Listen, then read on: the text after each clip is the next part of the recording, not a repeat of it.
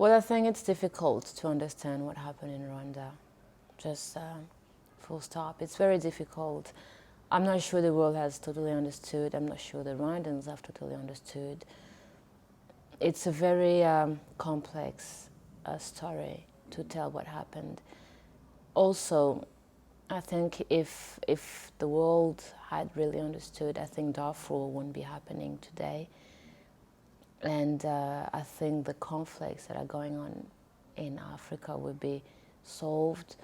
And when I went to shoot Homeland in 2004, I remember that the Kosovo War was going on, and when the genocide in Rwanda was going on, I remember Sarajevo was being bombed, and there was this massacre in Srebrenica, I believe, and so it's. I don't really think that that people are really understanding. And actually, my film tries to. There's been many films told on Rwanda.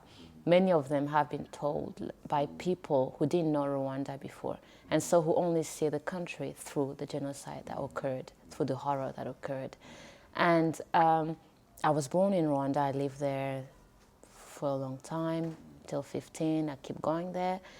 And my film does tell stories for the heart, of course, but also tries to give clues to enable people to understand what happened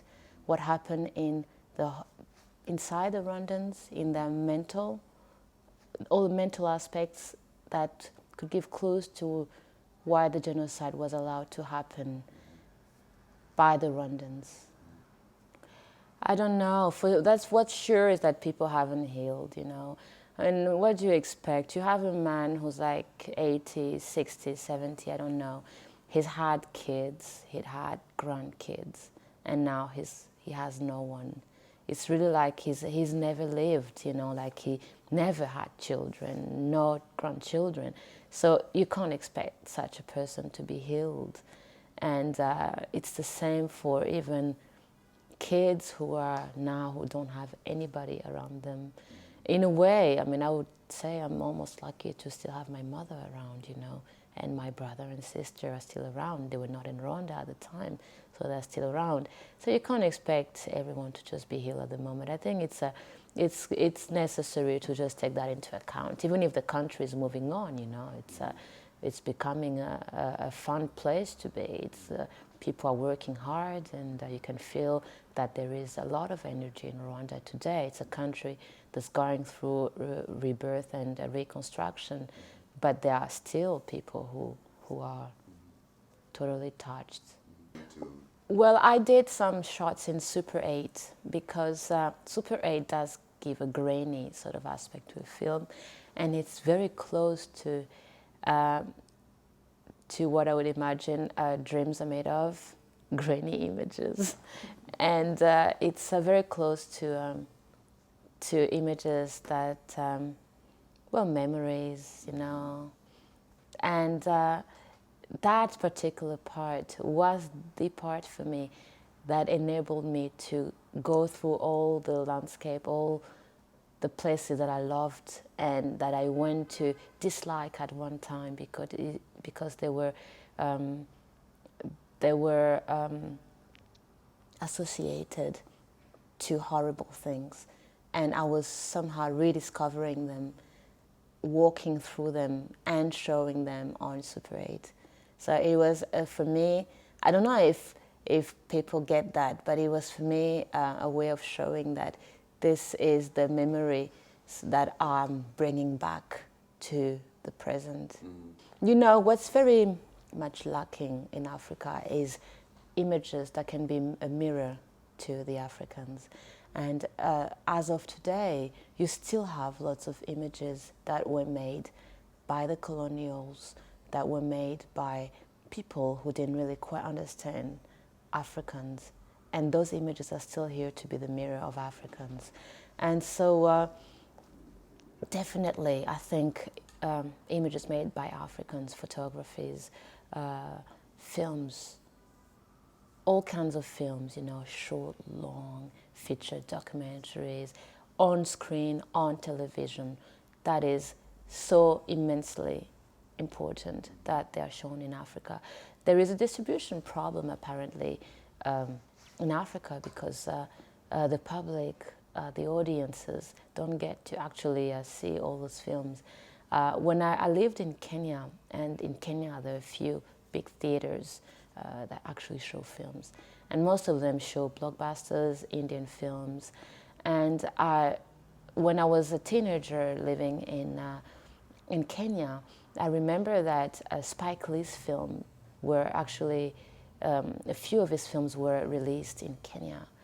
The film about the riots in New York was shown in Nairobi, and there was a huge line of people who wanted to see that. African heroes, African characters.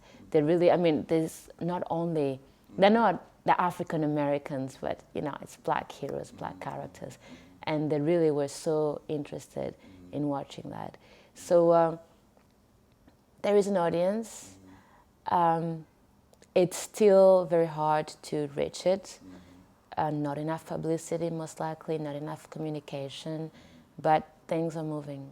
I remember the Spike Lee film was Do the Right Thing, was successful. I remember watching, I could quote a few other titles, but all these films were successful. There's this other film by, I don't remember, it's a story of a gangster, an African-American gangster who goes around, he kills around people and all that. At the end, he goes under trial, and the judges actually leave him out. But one father... Is that New Jack City? That's New Jack City. New Jack City made it big in Kenya as well. Well, it was meant to be big. Yes, but it made it so big. Really big. It made it big, but also many other films really worked quite well. And so there is a hunger for that. But also, African films, where you have a few films that are like, a few films from Ivory Coast by Henri Duparc. Yes, his films were just so incredibly popular. And there's another Ghanaian film, A Milk Brewed under... Yes, Kwa Ansa, Love Brood. That was also a great film. It worked out. But you see, he just, all these people had a proper distribution plan, and they actually worked on that. And what's very difficult in Africa, for me, and I'm sure for many other people, it's the lack of continuity. It's that I also produce music, and music is something that happens in Africa a lot. But when you try to organize a tour for a band in Africa, wow, good luck. It's very difficult because it's the entrepreneurs that are there. Well, the relationship can work, but sometimes it cannot work. Never really know. And there've been so many stories of entrepreneurs taking in the money, running away with it, and the cinema screens. As of cinema, you want to go to someone and they want you to invest all the communication money because you live in the West and because you are supposed to be so incredibly rich. They want you, yes, they want you to invest in the promotion. They want you to come out with all the posters and everything. And so the relationship, the business relationship, is very difficult. But this is something that can be solved, and it is being solved. I'm exploring this market. I don't know yet the American audience. I'm working with a marketing company that wants to do some surveys on Homeland. They did a survey on my short film, but it's very sort of particular to do a survey on a short film and a documentary. I think films that are given to have bigger audiences are fictions, fiction films. And so I'm just still exploring the market, but well, it's always a lack of investment, as in if you a film that is meant to make it big. You mean if you're not Hotel Rwanda, you have lots of problems? Is that what you're trying to say?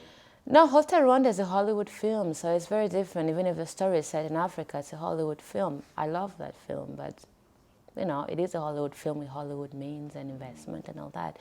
But like Lumumba, for example, was an African film. Actually, not African. It was made by a Haitian guy, shot in Africa with French money, which makes it a bit difficult. But it told an African story with means that were different from Hollywood. And it did make it made some money here. Because I think that somehow the African American public seems to be interested in seeing African stories, especially some stories that have a link that tell stories of slavery. There's a film called Le Passage du Milieu, I don't know the title, The Middle Passage, that was bought by HBO. And so I think there's an interest for that kind of film. But speaking of a larger sort of multiracial audience, I'm really exploring the market. I really want to know more about it, and you know, it's still on the process. I mean, this is my second film. I'm 30 years old.